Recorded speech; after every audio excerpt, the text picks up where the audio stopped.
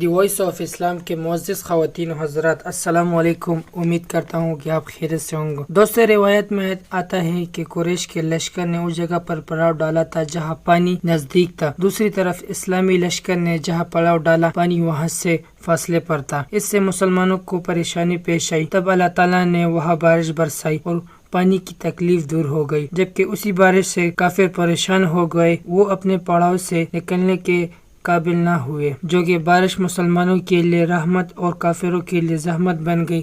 صبح ہوئی تو اللہ تعالیٰ کے رسول نے اعلان کیا اور فرمایا، لوگوں نماز کے لیے تیار ہو جاؤ۔ چنانچہ صبح کی نماز ادا کی گئی۔ جب آپ صلی اللہ علیہ وسلم نے صحابہ رضی اللہ عنہ کو خطبہ دیا تو آپ صلی اللہ علیہ وسلم نے ارشاد فرمایا، میں تمہیں ایسی بات کے لیے ابھارتا ہوں جس کے لیے تمہیں اللہ تعالیٰ نے ابھارا ہے۔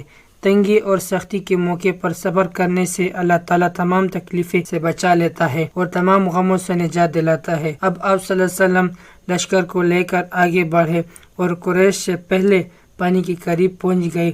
مقام بدر پر پانی کا چشمہ تھا۔ آپ صلی اللہ علیہ وسلم کو وہاں رکتے دیکھ کر حضرت خباب رضی اللہ عنہ نے عرض کیا، اے اللہ کے رسول، قیام کے لیے جگہ مناسب نہیں ہے، میں اس علاقے کو اچھی طرح سے واقف ہوں، اب وہاں پڑاؤ ڈالو جہاں دشمن کے پانی کے قریب ہو، ہم وہاں حوض بنا کر پانی کو وہاں جمع کریں گے، اسی طرح ہمارے ساتھ پینے کا پانی ہوگا، ہم پانی کو دوسرے گڑھے اور چشمے کو باندھا دیں گے، اسی طرح دشمن کو پانی نہیں ملے گا۔ آپ صلی اللہ علیہ وسلم نے ان کی رائے کو بہت پسند کیا۔ ایک روایت میں آتا ہے کہ اسی وقت حضرت جبرائیل علیہ السلام اللہ کا پیغام لے کر آئے اور آپ صلی اللہ علیہ وسلم کو بتایا کہ حضرت خباب رضی اللہ عنہ کا رائے بہت عمدہ ہے۔ اس رائے کے بعد آپ صلی اللہ علیہ وسلم لشکر کو لے کر آگے بڑھے اور اس چشمے پر آ گئے جو اس جگہ سے قریب ترین تھا جہاں قریش نے پڑاؤ ڈالا تھا۔ مسلمانوں نے یہاں قیام کیا اور آپ صلی اللہ علیہ وسلم نے دوسرا گڑھا بنانے کا حکم دیا۔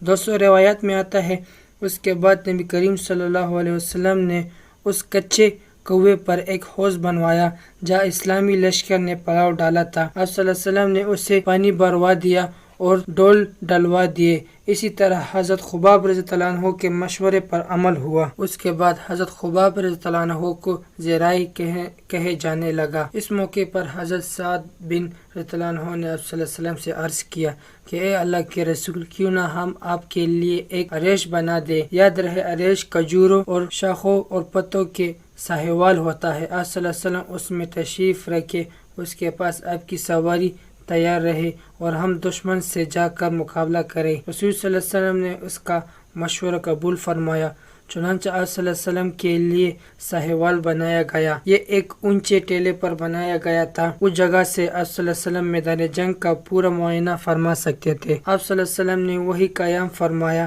کہتے ہیں کہ صحابہ رضی اللہ عنہ نے آپ صلی اللہ علیہ وسلم سے پوچھا کہ آپ کے ساتھ یہاں کون رہے گا تاکہ مشرکین میں سے کوئی آپ کے قریب نہ آ سکے۔ یہ سن کر ہم میں سے حضرت ابوبکر صدیق رضی اللہ عنہ نے اپنے تلوار نکالی اور اپنے تلوار کا سایہ آپ صلی اللہ علیہ وسلم کے سر پر رکھ کے بولے، جو شخص بھی آپ کی طرف بڑھنے کی جرات کرے گا اسے اس تلوار سے نپٹنا پڑے گا۔ حضرت ابوبکر صدیق رضی اللہ عنہ کی ان جرات مندہ الفاظ کی بنیاد پر آپ صلی اللہ علیہ وسلم نے اسے سب سے بہادر انسان قرار دیا۔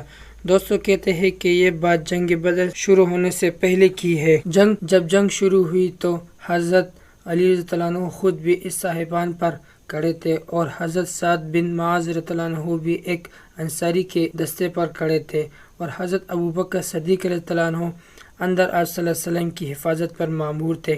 اسی طرح صبح ہوئی، پھر قریش کے لشکر ریت کے ڈیلے سے نمودار ہوا۔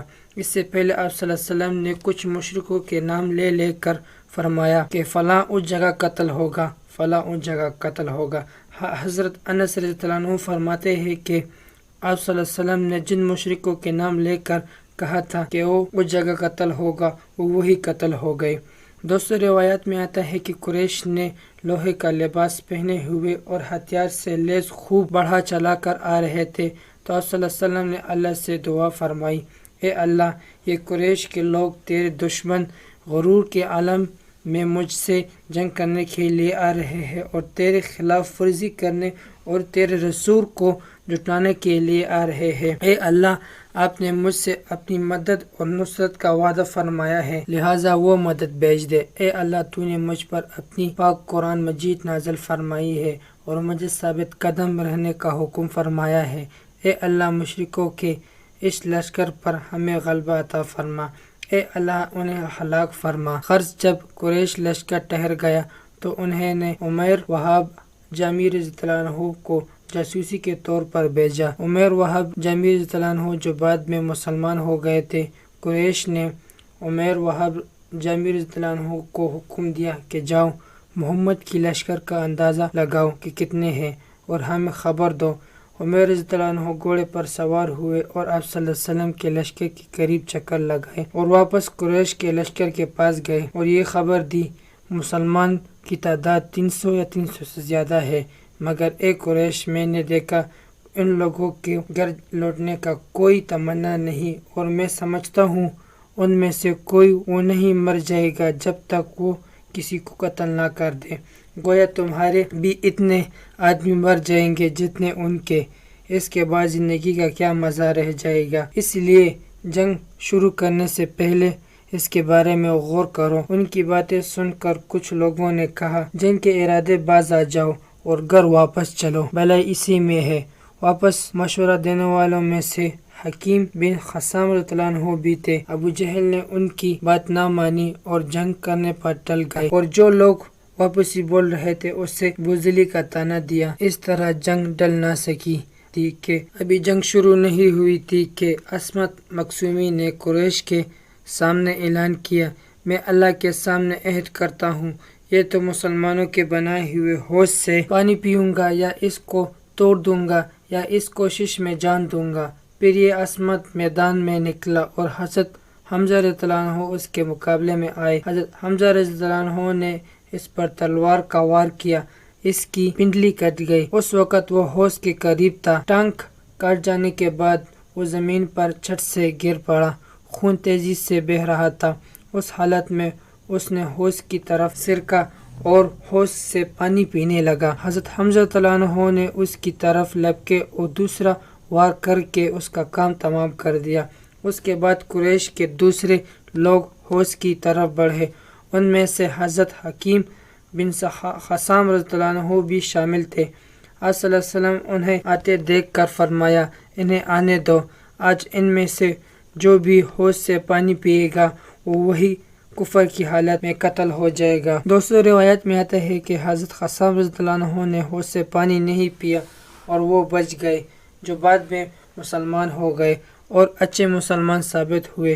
کہتے ہیں کہ میدان جنگ میں سب سے پہلے عتبہ، اس کا بھائی شیبہ اور بیٹا ولید میدان میں نکلے اور للکارے، ہم میں سے مقابلے کے لیے کون آتا ہے؟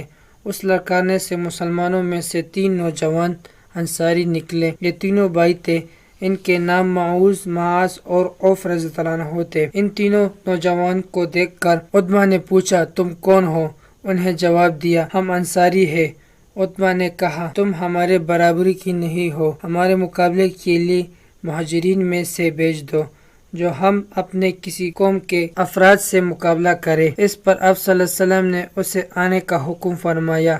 یہ تینوں واپس اپنی صفوں میں آ گئے۔ آپ صلی اللہ علیہ وسلم نے ان کی تعریف فرمائی اور انہیں شاباش دی۔ اب آپ صلی اللہ علیہ وسلم نے حکم فرمایا، عبیدہ بن حارث اٹھو، اے حمزہ اٹھو، اے علی رضی اللہ عنہ اٹھو۔ یہ فوراً اپنے صفوں میں سے نکلے اور ان تینوں کے سامنے کھڑے ہو گئے۔ ان میں عبیدہ رضی اللہ عنہ زیادہ عمر کے تھے، ان کا مقابلہ عتبہ سے ہوا، حمزہ کا شیبہ سے اور حضرت علی رضی اللہ عنہ کا مقابلہ ولید سے ہوا۔ دوستو کہتے ہیں کہ حضرت حمزہ رضی اللہ عنہ نے شیبہ کو وار کرنے کا موقع نہ دیا اور ایک ہی وار میں اس کا کام تمام کر دیا۔ اسی طرح حضرت علی رضی اللہ عنہ نے ایک ہی وار میں ولید کا کام تمام کر دیا۔ البتہ عبیدہ رضی اللہ عنہ اور عتبہ کے درمیان تلواروں کی وار شروع ہونے لگے۔ دونوں کے درمیان کچھ حد تک تلواروں کے وار ہوتے رہے، یہاں تک کہ دونوں زخمی ہو گئے۔ اس وقت تک حضرت حمزہ رضی اللہ عنہ اور حضرت علی رضی اللہ عنہ اپنے اپنے دشمن یعنی مقابلہ کا سفایا کر چکے تھے، لہٰذا یہ دونوں ان کی طرف بڑھے اور عتبہ کو ختم کر دیا۔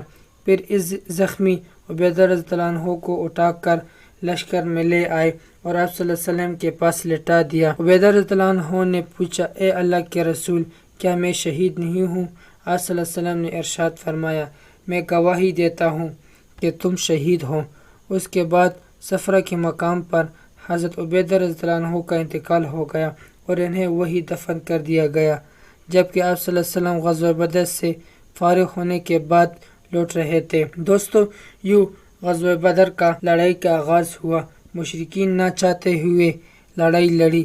بدر کے بارے میں آپ کو بتاتے چلے، بدر مدینہ منورہ سے 80 میٹر فاصلے پر ایک گاؤں کا نام ہے، جہاں زمانے جاہلیت کا سالانہ میلہ لگتا تھا۔ کہتے ہیں یہاں کنواں بھی تھا جس کا مالک کا نام بدر تھا، اسی کے نام پر اس جگہ کا نام بدر رکھا گیا۔